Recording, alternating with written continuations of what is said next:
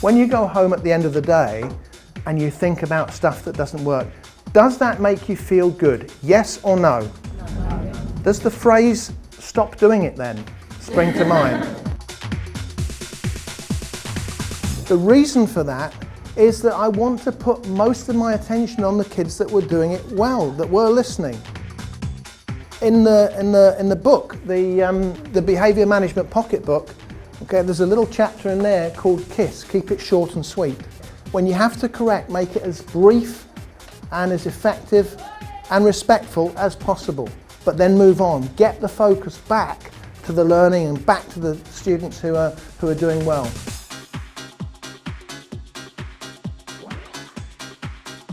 If that's the best unified voice you can make, give up now.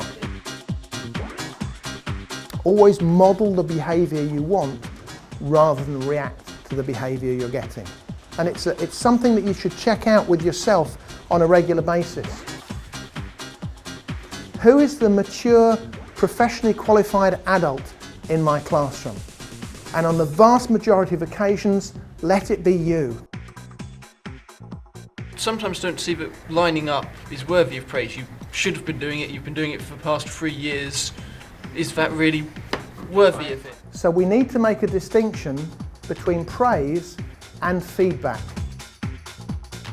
When children come up to my classroom and they line up, or they turn up in their uniform, or they've got their homework, or they've got their planner out on the desk ready, that's not praiseworthy because it's an expectation, it's a basic expectation. If I ignore it, by default, I'm taking it for granted.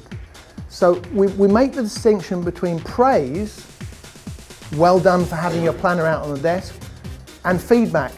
I can see most of the class have got their planners out on the desk. Thank you.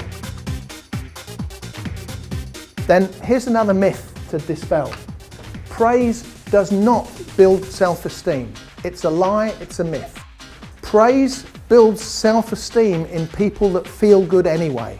When you praise children with low self-esteem, they tend not to respond well. They bat it away. It was only, I just, his is better, it's rubbish. And I don't know if you've come across this, and you will. You praise somebody about their behaviour and it gets worse immediately. You praise a piece of work, it's then ripped up and put in the bin or scribbled over. Why? Because they don't believe you. When you choose to say it, you have to say it as if you mean it. So if I said, I need you to put your pen down and face this way. Thank you. That's not going to have the same effect, is it? Making unbroken eye contact with people for long periods of time without any deviation is probably not the most comfortable experience. Here's the situation. You give a simple instruction. You know, pens down facing this way, books closed, eyes on me, that kind of stuff. Immediately, yeah, that's the key word. Immediately you've given an instruction, where does your eye contact go? See yourself in your mind's eye being in your classroom. Where does your eye contact go? Does it go to the ones that have done it immediately, followed by the ones that are in the process of doing it, followed by the ones that seriously look as if they're considering doing it?